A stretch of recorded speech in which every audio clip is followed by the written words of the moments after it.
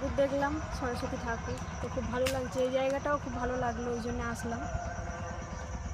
আর যেটা দুঃখের বিষয়, আমাদের প্রত্যেক বছরই ঠাকুর ওঠে বাড়িতে, কিন্তু এবছর ওঠেনি, কারণ আমাদের হাতে আগুন আছে। আমার একটা দাদা শ্বশুর মারা গেছে, এই মাসে কি পরের মাসে আগুন ছাড়ানো হবে, 1 বছর কমপ্লিট হলো।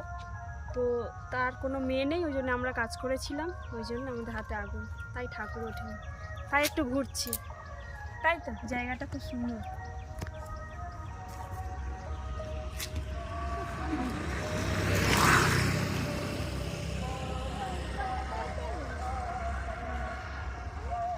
বলছিল এখানে নাকি উঠবে, দেখি আমি ধরে থাকবো। আমি ধরে থাকবো, তুই তো উঠবি বলছিলিস এখন।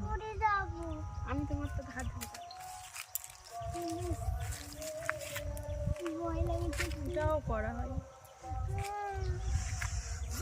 বাবা।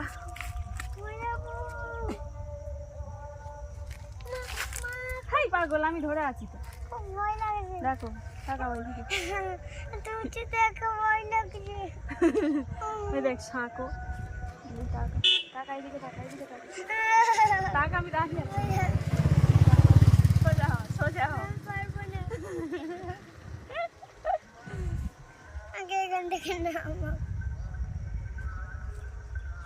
দেখো এই শাঁকো, আমার কিন্তু ছোটবেলায় আমাদের ওখানে এরকম শাঁকো ছিল, এরকম 2টো বাঁশ দিয়ে না, অনেকগুলো বাঁশ ছিল, তো হাত ছেড়ে চলে যেতাম ছুটি। কিন্তু এখন পারবো না, এখন হাত কেঁপে যাবে, এখন পারবোই না যেতে, খুব ভয় লাগবে।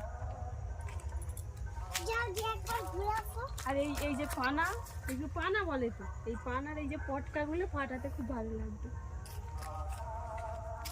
পারবো না বাবা, খালে পড়ে যাবো, খালে পড়ে যাবো।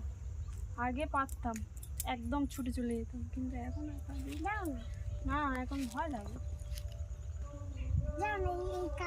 চলে যাবে, পারবো না, যাবো, ভয় লাগে, কোথায় খালে পড়ে যাবো।